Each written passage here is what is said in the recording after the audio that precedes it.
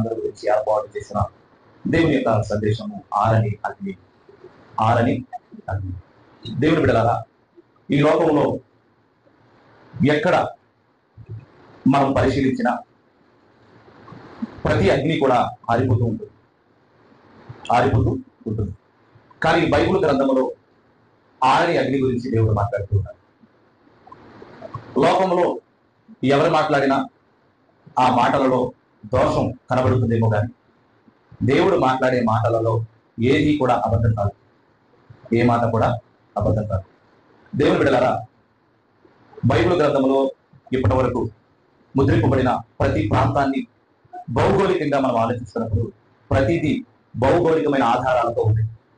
మరలా చెప్తున్నాను, జాగ్రత్తగా ఉండండి. బైబిల్లో చెప్పబడినవన్నీ నిజం, బైబిల్లో చెప్పబడినవన్నీ నిజము. కల్పితాలు బైబిల్ చెప్పదు. బైబిల్లో రాయబడిన ఆది కాండము నుండి ఇప్పటి వరకు కూడా రాయబడిన ప్రతిదీ కూడా భౌగోళికమైన ఆధారాలతో ఇప్పటికీ ఉన్నాయి. ఉన్నాయని దేవుడు రాయించలేదు, ఉన్నాయని దేవుడు రాయించలేదు, ఆయన రాయించాడు కనుక ఉన్నాయి. దేవునికి మహిమ కలుగును. దేవుణ్ణి ఎరగని వాడు ఇవి ఉన్నాయి కాబట్టి ఆయన్ని నమ్ముతాను అనుకోవచ్చు, కానీ దేవుణ్ణి స్థిరంగా నమ్మేవాడు ఆయన ఏది చెప్తే అది నమ్మి దేవుని యందు విశ్వాసం ఉంచుతాడు. ఉదాహరణకి అబ్రహాము గారితో దేవుడు మాట్లాడాడు, నీకు ఒక దేశాన్ని ఇస్తానన్నాడు. అప్పటికి ఆ దేశం ఉందో లేదో అబ్రహాము గారికి కూడా తెలియదు. అయినప్పటికీ దేవుని మాటలను నమ్మి వెళ్ళాడు, దేవుని మాటలను నమ్మి వెళ్ళాడు. అలాగే మన విశ్వాసం కూడా మనము చూడకపోయినా దేవుడు చెప్పాడు కనుక మనము నమ్మాలి. అది విశ్వాసం. ఏది విశ్వాసం? మనం చూడకపోయిన దేవుడు చెప్పాడని మనం నమ్మాలి. దేవుని బిడ్డలారా, ఈ సమయంలో మనం ఎందుకు ఈ విషయాలన్నీ ఆలోచించాలి అంటే, బైబిల్లో చెప్పేవన్నీ నిజాలే. అయితే బైబిల్ పట్టుకున్న వారికి బైబిల్ మీద పట్టులేదు. బైబిల్ పట్టుకున్న వారికే బైబిల్ మీద పట్టులేదు. ఎవరైనా దేవుణ్ణి నమ్మలేని వారు వచ్చి ప్రశ్న వేస్తున్నారు అనుకోండి, రకరకాల సమాధానాలు చెప్పేవారిగా ఉన్నారు, కానీ ఒకే సమాధానం చెప్పేవారుగా లేరు. ప్రశ్న ఒకటైనప్పుడు సమాధానం కూడా ఒక్క రీతిగానే ఉంటారు. నానా రకాలుగా ఏది ఉండదు. దేవుని బిడ్డలారా, అలాగే భౌగోళికంగా ఒకవేళ బైబుల్ని మనం ఖచ్చితంగా మనం గ్రహించాలనుకున్నప్పుడు ప్రత్యక్ష సాక్ష్యాలు కూడా ఇప్పుడు భౌగోళికంగా ఉన్నాయి. బైబుల్లో యెరూషలేము గురించి ప్రస్తావన చేయబడింది. ఇప్పటికీ యెరూషలేము అనే ప్రాంతం ఉందా లేదా? బైబుల్లో నదుల గురించి పలకబడి ఉంది. ఇంకా భౌగోళికంగా నదులు ఉన్నాయా లేదా?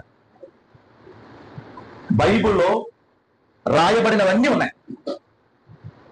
కొన్ని భౌగోళికమైన ఆధారాలు కలిగి ఉన్నాయి, మరికొన్ని కంటికి కనబడని చోట్ల కొన్ని దాగి ఉన్నాయి. దాని గురించి దేవుడు ఈరోజు మనతో మాట్లాడుతూ ఉన్నాడు. దాగి ఉన్న, దాచబడిన ఆ యొక్క పరిస్థితి ఏంటంటే ఆరని అగ్ని. దేవుడు పెట్టారా, ఆరని అగ్ని దేవుడు ఎందుకు చేశాడు? దేవుడు అండి కారణం లేకుండా ఏది చేయడు. ఆరని అగ్ని చేశాడట. ఆ ఆరని అగ్ని ఇక్కడ లేదట. మరి ఎక్కడుంది అది? ఆ ఆరని అగ్ని ఎక్కడుంది, ఎందుకుంది అనే విషయాలను మనం పరిశీలించాలి. దేవుడు, మనము వెలిగించే మంటలు ఆరిపోతున్నాయి కదా, మనం వెలిగించే మంటలు ఆరిపోతున్నాయి కదా. మరి ఆరని అగ్ని కూడా ఉందా? ఆరని అగ్ని కూడా ఉందా? ఒకవేళ ఆరని అగ్ని ఉంటే ఎందుకుంది? దేవుని బిడ్డలారా, ఈ లోకంలో దేవుడు అంటే భయం లేని వాళ్ళు ఎక్కువ ఉన్నారు. భయం లేని వాళ్ళు ఎక్కువ ఉన్నారు. ఈ ఆరాధనలో కొద్దిసేపు దేవుడికి భయపడుతున్నట్టుగా ఉంటాం, ఆ తర్వాత నిజ స్వరూపాలన్నీ బయట వస్తాయి. మన భయం ఎంతవరకు ఉంటుందంటే, స్కూల్కి వెళ్ళే పిల్లవాడు స్కూల్లో ఉన్నంతసేపు భయంతో ఉన్నట్లుగా ఆ తర్వాత స్కూల్ విడిచిపెట్టాక చూడాలి వాడి ప్రతాపం స్కూల్ విడిచిపెట్టిన తర్వాత చూడాలి. వాడు బ్యాగ్ మోసే తీరు, నడిచే తీరు, ఇంటికి వెళ్ళే పరిస్థితి అంతా మారిపోతుంది. అలాగే ఆరాధనలో ఉన్నంతసేపు, దేవుని సన్నిధిలో ఉన్నంతసేపు భయభక్తులు కలిగిన వారిగా మనం ఉంటూ ఉన్నాం, కానీ బయటికి వెళ్ళిన తర్వాత పసివాడికి వాడికి తెలియదు, పెద్దవాళ్ళం మనకు తెలుసు మనం ఎలా ఉండాలి. చెప్పండి, దేవుడు చాలా భయభక్తులతో ఉన్నారు. దేవుని బిడ్డలారా, ఆరని అగ్ని ఎందుకుంది? ఆరని అగ్ని ఎందుకుంది? బైబిల్ చెప్పేది ప్రతిదీ నిజమే. చాలా మంది నమ్మకపోవచ్చు, వారి నమ్మినా నమ్మకపోయినా, ఇక్కడ కూర్చున్న మనం కూడా నమ్మినా నమ్మకపోయినా బైబిల్ మాత్రము సత్యము, బైబిల్లో ఉన్నదే నిజము. రాయబడుతున్నమాట మార్కు సువార్త 12వ అధ్యాయము 4-14 వచనం. మార్కు సువార్త 12వ అధ్యాయము 14వ వచనం. యేసు ప్రభు గారు బ్రతుకు ఉన్న కాలంలో ఆయనను కొంతమంది ఎలా మన్నన చేస్తూ మాట్లాడుతున్నారో, వారికి కావలసిన ప్రశ్నలు వేస్తూ ఎలా నివృత్తి పరుచుకుంటున్నారో అనే సందర్భాన్ని మనము ఇక్కడ పరిశీలిద్దాం. రాయబడుతున్నమాట, వారు వచ్చి బోధకుడా నీవు సత్యవంతుడు, నీవు ఎవరిని లక్ష్య పెట్టని వాడు, మేము ఎరుగుదుము, నీవు మొమాటము లేనివాడు, దేవుని మార్గమును సత్యముగా బోధించువాడవు అని రాయబడింది. ఏమని రాయబడి ఉన్నాం? చాలా చక్కగా మాట్లాడు. బోధకుడా నీవు సత్యవంతుడవు అన్నది. యేసు ప్రభు గారు బ్రతుకు ఉన్న కాలంలో ఆయనను శోధించాలనుకున్న వాళ్ళు, ఆయనను ప్రశ్న వేయాలనుకున్నవారు, ఆయనను ప్రేమించే వాళ్ళు అందరూ గ్రహించిన విషయం ఏంటంటే ఆయన సత్యవంతుడు. రెండవ మాట, నీవు ఎవరిని లక్ష్య పెట్టువాడవు కావు. ఎవరిని లక్ష్య పెట్టడం? ఎందుకు లక్ష్య పెట్టడం? యేసు ప్రభు గారు మనందరినీ లక్ష్య పెట్టారు కదా, మరి వాక్యం పెట్టి ఎవరిని లక్ష్య పెట్టడం రాయబడి ఉన్నది. ఎవరిని లక్ష్య పెట్టడు అని ఎందుకు రాశాడు అంటే ఆయన తన జీవిత ప్రయాణ విషయంలోను, వాక్యం విషయంలోను ఎవరిని లక్ష్య పెట్టడు. ఉన్నది ఉన్నట్టుగా చెప్తాడు, ఉన్నది ఉన్నట్టుగా చెప్తాడు, చెప్పింది జరిగిస్తాడు. దేవునికి మహిమ కలుగుతుంది. ఆయన ఎవరిని లక్ష్య పెట్టేవాడు కాదు. కొంతమంది సంఘాలలో బోధ ఎలా ఉంటుందంటే, ఎవరైనా ఉన్నారనుకోండి, వాళ్ళు ఉన్నారు కదనిసి ఆ మాటలను ఆపేస్తూ ఉంటారు. కానీ యేసు ప్రభు గారి బోధ ఎలా ఉంటుందో తెలుసా? ఎవరున్నా, ఎంత గొప్పవారున్నా దేవుడుగా ఆయన చెప్పవలసింది చెప్పి చెప్తాడు. దేవునికి మహిమ కలుగుతుంది. అక్కడ శాస్త్రులు ఉన్నారా, పరిచయులు ఉన్నారా, యాజకులు ఉన్నారా, ప్రధాన యాజకుడు ఉన్నారా, అలాంటి వారందరినీ కూడా ప్రేమిస్తాడు. కానీ వాక్యం చెప్పి ఖచ్చితంగా బుద్ధి చెప్తాడు. వాక్యం చెప్పి ఖచ్చితంగా బుద్ధి చెప్తాడు. నీవు ఎవరిని లక్ష్య పెట్టని వాడవని మేము మాకు తెలుసు అంటున్నారు. ఇంకా నీ మాటలు, నీవు మా మాటలు లేని వాడవై దేవుని మార్గమును సత్యముగా బోధించువాడవు. దేవుని మార్గం అంటే బైబిల్లో చెప్పబడిన మార్గము, బైబిల్లో చెప్పబడిన ప్రతి విషయము దేవుని బిడ్డలారా సత్యము అని గ్రహించాలి. ఏం గ్రహించాలమ్మా? సత్యం. నీవు సత్య మార్గమును బోధించువాడవు అని రాయబడి ఉంది. నేను చెబుతున్న మాటలు కాదు, బైబిల్ చెబుతున్న మాటలు సత్యం. ఆ సత్యమైన మాటలు నేను చెప్పినప్పుడు అది కూడా సత్యం అవుతుంది తప్ప నా మాటలు సత్యం కాదు, బైబిల్ మాటలు సత్యం. అర్థమవుతుందమ్మా? బైబిల్లో రాయబడినది సత్యం. నీవు మా మాటము లేని వాడవు, నీవు ఎవరిని లక్ష్య పెట్టని వాడవు, బోధకుడువు నువ్వు, సత్య బోధకుడువు నువ్వు.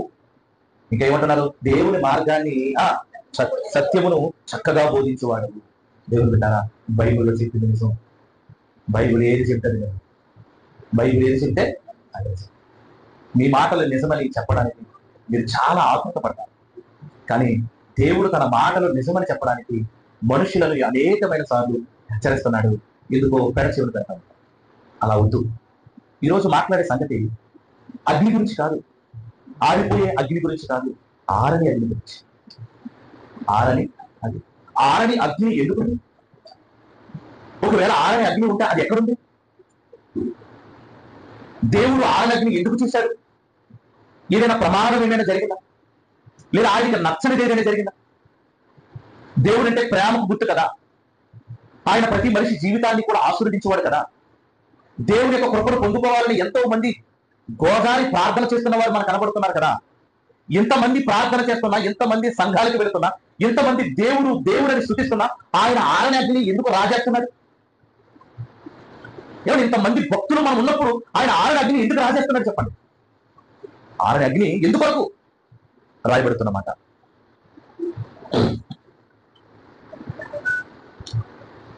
మత్తయి సువార్త 3వ అధ్యాయము 12వ వచనం. ఆయన చేతిలోనే ఉన్నది, ఆయన తన కళ్ళమును బాగుగా శుభ్రము చేసి గోధుమలను కొట్టులో పోసి ఆరని అగ్నితో పొట్టును కాల్చివేయునని వారితో చెప్పెను. ఇక్కడ రాయబడిన మాటలు జాగ్రత్తగా వినండి. ఆరని అగ్నితో అని. ఆరని అగ్ని, ఆరని అగ్ని. మీరు ఎప్పుడైనా చూసారా ఆరని అగ్నిని? ఏమా మీరు ఎప్పుడైనా చూసారా? ఈ అగ్ని అండి ఎప్పుడు ఆరదు. చూసారా? దేవుని బిడ్డలారా, ఆరని అగ్నితో పొట్టును కాలుస్తాడు. పొట్టు అంటే పొట్టు కాదది. రాయబడుతున్న మాట 7వ వచన భాగాన్ని. అప్పుడు పరిశీలులోను సద్దూకైరులోను అనేకులు బాప్తీసము పొందవచ్చుట చూచి, సర్ప సంతానమా, రాబో ఉగ్రతను తప్పించుకున్నట్టుకు మీకు బుద్ధి చెప్పిన వాడెవడు? మారు మనసుకు తగిన ఫలము ఫలించండి. మారు మనసుకు తగిన ఫలము ఫలించని స్థితిని పొట్టు అంటున్నాడు ఆయన. రాబోయేది ఉగ్రత. ఈ ఉగ్రత ఎక్కడ ఉంటుంది అంటే ఆల్రెడీ అగ్ని చేత ఏర్పాటు చేయబడినది ఈ ఉగ్రత. ఏ ఉగ్రత? రాబోయే ఉగ్రత ఆల్రెడీ అగ్ని చేత దాచబడింది. అందుకే ఇప్పుడే మారు మనసుకు తగిన ఫలము ఫలించండి. ఏమండి, నేను రేపు మారు మనసు పొందుతాను, ఎల్లుండి మారు మనసు పొందుతాను, ఇంకా చిన్న వయసే కదా, కొంచెం టైం తీసుకుంటాను అనే అబద్ధపు ఆలోచనలు మీ హృదయాలలో ఎవ్వరు భద్రపరచుకోకండి. నేనే రక్షణ దినమంటున్నాను. రక్షింపబడిన మనము ఎందుచేత రక్షింపబడ్డామో ఎరిగి మారు మనసుకు తగిన ఫలాలు ఫలించాలి. మన సంఘములో మారు మనసుకు తగిన ఫలాలు చాలా తక్కువ. చాలా తక్కువ. ఎందుకు తక్కువ? లోకములో బ్రతకడానికి మనము అనేకమైన సాహసాలు చేస్తున్నాము తప్ప దేవునిలో బ్రతకడానికి ఏ సాహసం చేస్తున్నాం చెప్పండి? రాబోయేది ఉగ్రత ఆల్రెడీ అగ్ని చేత ఏర్పాటు చేయబడింది. అక్కడ పొట్టును కాలుస్తాడు దేవుడు. ఆయన చేతిలోనే ఉంది. ఆయన కళ్ళెమును బాగుగా చెప్పండి దేవుని బిడ్డారా. ఇక్కడ స్త్రీమూర్తులు ఉన్నారు, పెద్దలు ఉన్నారు. మీరు పిల్లలకి భోజనం వండాలనుకున్నప్పుడు రైస్ తీసుకుంటారు. చెప్పండి, ఆ రైస్ గా వండుతారా? కాసేపు చేటలో వేసుకొని లేదా బేషన్లు వేసుకొని అందులో ఏవైనా వ్యతిరేకమైన వడ్డీ గింజలు, మట్టి గింజలు, పొట్టు, దూగరా ఉంటే మీరేం చేస్తారు? అలాగే తీసుకువెళ్ళి ఎసట్లో పోతారా? అలా కాకుండా మీరే మీ చేతులతో దాన్ని శుభ్రం చేసి మీ భోజనానికి సిద్ధం చేసుకుంటారా? చెప్పండి. మీకే ఇంత శ్రద్ధ అయితే ఆయన కొట్టు, ఆయన పరలోకం, ఆ పరలోకములో గోధుమలను మాత్రమే ఆయన తీసుకుని వెళతారు. అనగా ఆయనకు ఇష్టలు, ఆయన కొరకు బ్రతికిన వారు, ఆయన మీద నమ్మకం పెట్టుకొని ఈ లోకములు నమ్మకంగా జీవించిన వారు చేతను శుభ్రపరిచి, కళ్ళెమును శుభ్రపరిచి గోధుమలను కొట్టులో పోస్తూ ఉన్నాడు. ఇదిగో వారు మనసుకు తగిన ఫలాలు ఫలించని పొట్టును, ఆయనను నమ్మలేని వారిని బాగు చేసి ఇదిగో వారిని ఎక్కడికి తీసుకెళ్తున్నారట? ఆరని అగ్ని. ఎవరు చెప్తున్నారు ఈ మాట? బాప్తిస్మ ఇచ్చి యోహానికి అతనికి అర్థమవుతుంది ఆరని అగ్ని ఉన్నది. బాప్తిస్మ ఇచ్చి యోహానికి ఏం తెలిసిందమ్మా? ఆరని అగ్ని ఉంది. ఆరని అగ్ని గురించిన వివరాలన్నీ చెప్పేస్తున్నాడు అతను. బాప్తిస్మ ఇచ్చి యోహానికి ఏం తెలుసమ్మా? ఆరని అగ్ని ఉంది. అతను నమ్మాడు, నమ్మి బలంగా ప్రకటిస్తూ ఉన్నాడు. చెప్పండి, మనం నమ్మమా ఆరని అగ్ని గురించి? దేవుడు ఏం చేయడు అనుకుంటున్నారా? దేవుడు ఏమి చేయడు, నేను ఎలా ఉన్నా పర్వాలేదని మీరు అనుకుంటున్నారా? ఇది కూడా, ఈ ఆలోచన కూడా మోసపరుచు ఆత్మ యొక్క ఆలోచన, దేవుని యొక్క ఆత్మ ఆలోచన కాదు. దేవుని బిడ్డరా, చాలా జాగ్రత్తగా ఉండాలి, చాలా జాగ్రత్తగా ఉండాలి. ఆరని అగ్ని మరొక చోట కూర్చుందాం. మార్కు సువార్త 9వ అధ్యాయం 44వ వచనం. నీ చెయ్యి నిన్ను అభ్యంతరపరిచిన ఎడల దాన్ని నరికే. నీవు 2 చేతులు కలిగి నరకములోని ఆరని అగ్నిలోనికి పోవుట కంటే అంగహీనుడవై జీవములో ప్రవేశించుట మేలు. ఇక్కడ కూడా ఆరని అగ్ని అంటున్నారు. నీ చెయ్యి నిన్ను అభ్యంతరపరిచిన ఎడల దాన్ని నరికే అంటున్నారు. దేవుని పని చేయడానికి ఈ చేతులు అభ్యంతరకరంగా ఉంటే వాటిని నీ దేహం నుండి తొలగించుకోవడం నీకు మేలు అంటున్నారు. ఎందుకు? ఆరని అగ్ని ఉంది. ఆరని అగ్ని నిల్వ చేయబడి ఉంది. ఎప్పటికీ ఆరలేదట. ఎప్పటికీ ఆరలేదట. భూకాలమాన ప్రకారము ఒకవేళ మనము ఆరని అగ్ని గురించి తెలుసుకుంటే ఇప్పటికీ కొన్ని కోట్ల సంవత్సరాలైన ఆరని అగ్ని రాజేసి. నమ్ముతారా మీరు? ఎంతమంది నమ్ముతున్నారు? ఒకలేనా నమ్మేవారు? ఈ లోకం పుట్టక మునిపే ఆరని అగ్ని చేశాడు. ఈ లోకం పుట్టలేదు అప్పుడు. ఈ లోకం పుట్టక మునిపే ఆరని అగ్ని నిల్వ చేయబడి ఉన్నది. ఈ మాట ఎవరు మాట్లాడుతున్నారు? బైబిల్ గ్రంథంలో యేసుక్రీస్తు వారే మాట్లాడుతున్నారు. 2 చేతులు కలిగి మీరు నరకములో పడవేయబడుట కన్నా అభ్యంతరపరిచిన చేతులను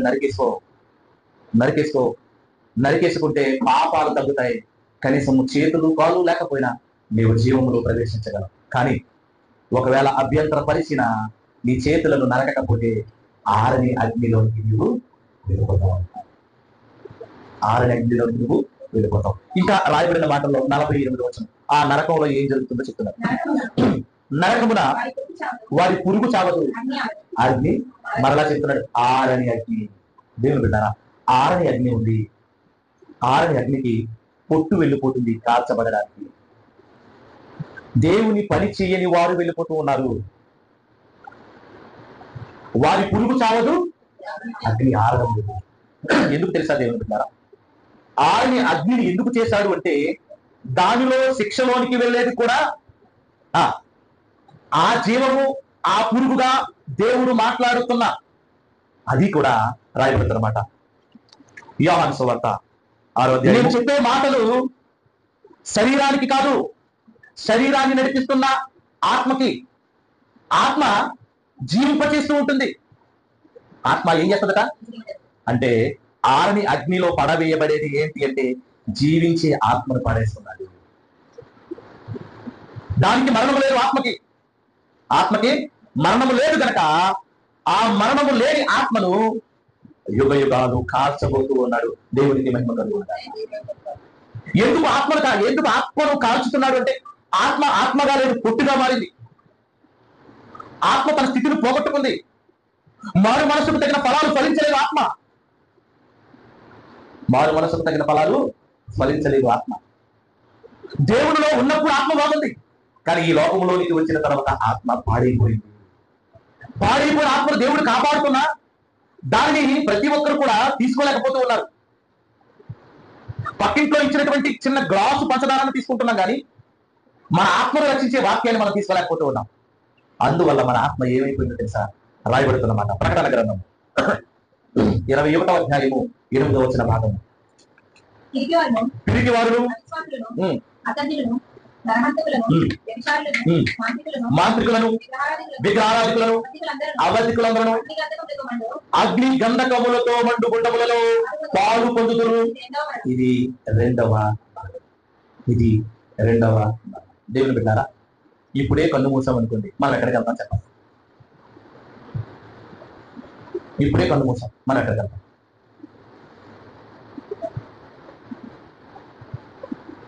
ఈ భయం లేదు మనకి. నేను చనిపోతే ఎక్కడికి వెళ్ళిపోతానో దేవుడు నాకు తెలియజేశాడు, కానీ నేను మారు మనసు పొందకుండా మరణించకూడదు అనే భయం ఉందా మనకి? దేవుని బిడ్డారా, లోకం చాలా ప్రమాదకరమైనది. నీలో మారు మనసు లేకుండా నేనేదో గొప్పవాడిని చెప్పుకోమంటాను. ఇక్కడ గొప్పవాళ్ళు ఎవరూ లేరు. గతించిన కాలంలో ఒక పోస్టర్ మీద నేను ఒక కొటేషన్ చూశాను. జగనన్న నీవే నా నమ్మకం అన్న కొటేషన్. ఏంటది? జగనన్న నీవే మా నమ్మకం. 5 సంవత్సరాలు గడిచింది, ఏదా నమ్మకం? ఇప్పుడు కూడా కొంతమంది గద్దెలెక్కారు. వాళ్ళ నమ్మకమేనా? మరి ఎవరు నమ్ముతున్నాం మనం? నమ్మకానికి ఆధారమైన దేవుని మాటను నమ్ము. ఇప్పుడే మారు మనసు పొందు, రక్షణ నీకు సమీపమవుతుంది. మనుషులను, అధికారులను, రాజులను, ఈ లోకములో ఉన్న వారందరినీ కూడా ఆఖరికి నిన్ను నువ్వే నమ్మకూడదు. నమ్మవలసింది దేవుని వాక్యాన్ని, పాటించవలసింది కూడా దేవుని వాక్యాన్ని. అలా లేకుండా బ్రతుకుతూ కొనసాగిపోతే మన బ్రతుకు ఎందుకు పనికిరాని పొట్టుగా మారుతుంది. మన బ్రతుకు పొట్టయిపోతుంది. దేవుడు నీ ఆత్మ జీవింప చేస్తుందని దేవుడు చెప్తూ ఉన్నాడు. ఆ ఆత్మను దేవుని చిత్తానుసారంగా ఈ దేహంలో బ్రతికినంత కాలము కూడా నీ ఆత్మకు ఈ చేతులు అడ్డమైతే నరికేసుకోమన్నాడు, ఈ కాళ్ళు అడ్డగిస్తే నరికేసుకోమన్నాడు. నరికేసుకుని ఆత్మ చెప్పిన రీతిగా నీ దేహాన్ని నడిపించుకోమని చెబితే ఆత్మ దేహంలోనికి వచ్చిన తర్వాత నేను ఆత్మను కాదు దేహాన్ని అని ఈ దేహంలో పుట్టిన ప్రతి నీచమైన బుద్ధిని నెరవేర్చుకోవడానికి పొరలాడుతున్నాం. దానికి మరలా క్యారెట్స్ పెట్టుకుంటాం, దానికి మరలా సోకులు చేస్తాం, దానికి మరలా అంగులు, ఆర్భాటాలు. మనం ఎక్కడైతే నలిగిపోతామోనని కాలి నరకన కాదు, సైకిల్ మీద కొంతమంది, బండి మీద కొంతమంది, ఇంకా మృదువైన వాళ్ళందరూ కాళ్ళ మీద వెళ్తున్నారు. చూసారా దేవుడు? ఈ శరీరాన్ని కష్టపట్టడం లేదు. ఈ శరీరంలో ఉండిపోయి మోసపోయి ఈ ఆత్మ ఈ దేహాన్ని ఒక రోజు విడిచిపెట్టిన తర్వాత ఆ ఆత్మకు పడే శిక్షే ఆరని అగ్నిలో, అగ్ని గంధకాలలో కాల్చి వేయబడే స్థితి. అది రెండవ మరణం. ఈ లోకపు మరణాన్ని చూడగానే మనకు భయం వేస్తుంది. వదలండి, ఈ లోకపు మరణాన్ని చూడగానే భయం వేస్తుంది. ఈ మరణమే ఇంత భయాన్ని కలిగిస్తే రెండవ మరణం ఉంది, అది ఆత్మకు వేసే శిక్ష. దేవుడు పిల్లరా, ఎవరెవరికంటే ఈ శిక్ష రాయబడుతుందన్నమాట. అసహ్యులు. అసహ్యులు అంటే ఎవరు? ఇతర మనుషులను అసహించుకునేవారు దేవుని దృష్టికి అసహ్యులుగా మారిపోతారు. అర్థమవుతుందమ్మా? ఏ వ్యక్తినైనా చిన్నగా చూస్తే, పేదవాడిని కానీ మరొకటి కానీ మరొకరిని కానీ, ఒకవేళ నువ్వు ఈర్షా బుద్ధితో ఒక వ్యక్తిని చూస్తే నిన్ను అదే బుద్ధితో దేవుడు చూస్తాడు. అలాగా లోకమందు ఇతరులను కించపరిచే వారిని దేవుడు అసహించుకున్నాడట. అలాంటి అసహ్యులను నరహంతకులను అన్నాడు. ఎవరట? నరహంతకులు. నరులను రక్షించవలసిన మనుషులు నరహంతకులై. కొంతమంది ఉంటారు దేవుని బిడ్డలారా, మాటలతో చంపుతారు. ఎలా చంపుతారండి? వాళ్ళ వెపన్ ఏంటి? వాళ్ళ వెపన్ ఏంటంటే, పోలీసు వారి దగ్గర ఏముంటది? పిస్టల్ ఉంటుంది, లాఠీ ఉంటుంది, వాళ్ళ వెపన్ అది. కొంతమంది దగ్గర ఈ వెపన్ ఉంటుంది. అందరికీ మాటలు ఉన్నాయి కదమ్మా మనకి. ఈ వెపన్ అందరికీ ఉందన్నమాట. గన్న కన్నా ప్రమాదకరం ఈ వెపన్. తెలుసా మీకు? నోటి మాటలతో చంపేవాళ్ళు. అవునా కదా? ఇది మాత్రమే కాదు, వారి ఆలోచనలతో చంపేవాళ్ళు. నరహంతకులను, నరులను చంపేవాళ్ళు. నరులను చంపేవాళ్ళు. ఇంకేమన్నా వ్యభిచారం. వ్యభిచారం అంటే ఆ ఆరని అగ్నిలోనికి వెళ్ళేవారు, ఆ మండే గుండములోనికి వెళ్ళేవారు. ఇదిగో ఆయన ఏ ప్రాంతానికి ఎవరు వెళ్తారో రాసేసాడైనా. ఒకవేళ నువ్వు అలా లేకపోతే మంచిదే, అలా ఉంటే మారు మనసు. అసహ్యులను, నరహంతకులను, వ్యభిచారులను, మాంత్రికులు. మాంత్రికులు మంత్రాలు లేనిది ఉన్నట్టుగా, ఉన్నది లేనట్టుగా. మంత్రాలంటే పొడిగంటి గడ్డ వేసుకొని, ఒక డోబి కట్టుకొని, కొత్త గంట కట్టుకొని వచ్చేవాడు మంత్రగాడు కాదు. మంత్రగాలం మనం అంతా మంత్రగాలమే. మన మాటలన్నీ మాయా మంత్రాలు. నమ్మించేస్తాం మనిషిని, అలాగా కట్టు కథలతో నమ్మించేస్తాం కాదా? చెప్పండి దేవుని బిడ్డలారా. ఈ నోటితోనే వాడు మంచోడని చెప్తాం, ఈ నోటితో వాడిని చెడ్డోని చేసేస్తాం కాదా? మాంత్రికులు. ఆ తత్వమంతా లేని దానిని ఉన్నది, ఉన్న దానిని లేని దానిగా చేసే స్థితి మంత్రం, తంత్రం దేవుని బిడ్డలారా. ఆ మాంత్రికులను, తర్వాత విగ్రహారాధన. కొంతమంది ఫోటోలు ప్రేమించేస్తారండి. ఇంకేమంటే ఫోటోలు ప్రేమించేస్తారు. ఫోటోలు ప్రేమించడం ఏంటండి? విగ్రహారాధన. మనకు తెలియని విగ్రహారాధన. సజీవుడైన దేవుణ్ణి ప్రేమించడం మానేసాం. మన హృదయాల్లో ఎవరి ముద్రలు ఉన్నాయో ఆలోచించుకోండి. ఎవరి ముద్రలు ఉన్నాయి మన మెదడులో? దేవుడు అనే ముద్ర ఉందా? వాక్యం అనే ముద్ర ఉందా? లేదా ఆయన వద్దన్నది ఉందా? చెప్పండి దేవుని. ఆయన వాక్య ద్వారా మనకు తెలియజేస్తున్నది ఏంటంటే, నిన్ను నువ్వే ప్రేమించుకోకన్నాడైనా. మొట్టమొదటిగా ప్రేమించవలసింది ఎవరిని? నీ తండ్రి అయిన దేవుడిని ప్రేమించాలి.